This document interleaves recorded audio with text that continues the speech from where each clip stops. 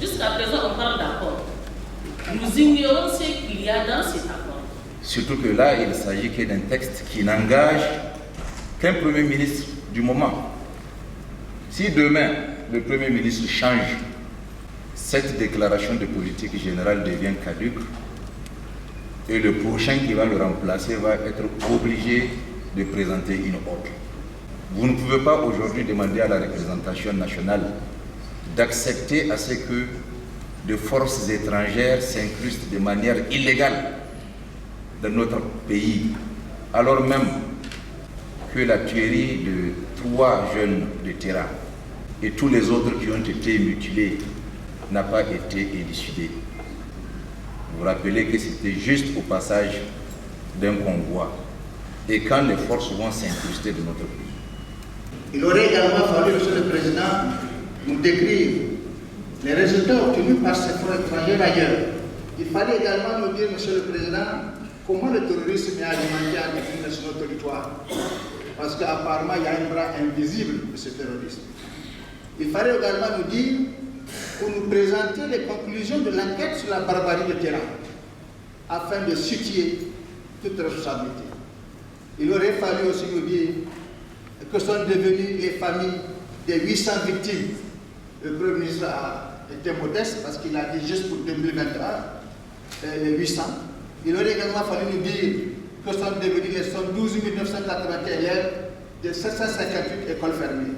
Et enfin, il fallait aussi nous dire que sont devenus les producteurs des régions Tillabéri, Tawa, Maradi, Difa, qui n'ont pas accédé à leur champ depuis plusieurs années.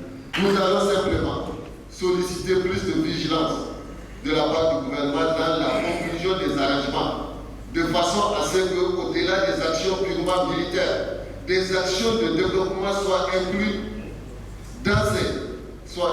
dans ces arrangements, de façon à lutter contre la pauvreté, parce que c'est la pauvreté qui alimente l'insécurité. En venant ici aujourd'hui, vous reconnaissez de facto que la présence depuis toutes ces années des forces étrangères est illégale ce jour. En réalité, vous manquez de courage pour dire la vérité aux Nigériens, mais ça on le savait déjà. Mais ce conseil également, en refusant de vous conformer aux dispositions de l'article 169 de la Constitution, a caché des choses. Que cachez-vous donc? Avez-vous cédé une partie de notre territoire?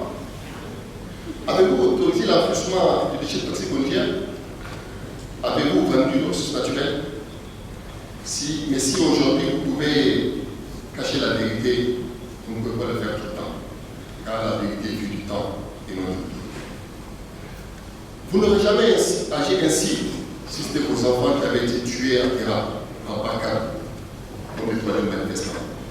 Mais un jour, justice le sera rendue. Et les responsables de leurs complices reprendront de leur forfaiture. C'est des Nigériens qu'il y a au Niger. Il n'y a pas de Nigériens au Nigeria. C'est des Maliens qu'il y a au Niger.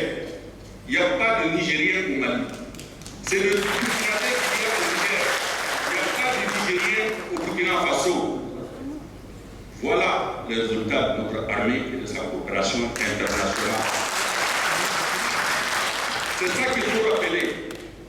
Et ce n'est pas aux Maliens, ce n'est pas aux Burkinabés de dire à notre armée ce qu'elle doit faire. C'est à elle de leur montrer le chemin. Parce qu'elle tient notre pays. Nous avons signé un seul accord de défense et c'est avec le Nigeria. Vous êtes député, mon Dieu. Connaissez vos statuts. Allez demander. C'est votre droit de l'avoir. Le reste, ce sont des sofas, ce sont des arrangements techniques. Demandez l'arrangement technique que nous avons avec l'Italie, vous l'aurez. Demandez l'arrangement technique que nous avons avec la France, vous l'aurez. Demandez l'arrangement technique que nous avons avec l'Allemagne, vous l'aurez. Il n'y a rien de caché. Ce n'est pas vrai, madame. Il n'y a rien de caché.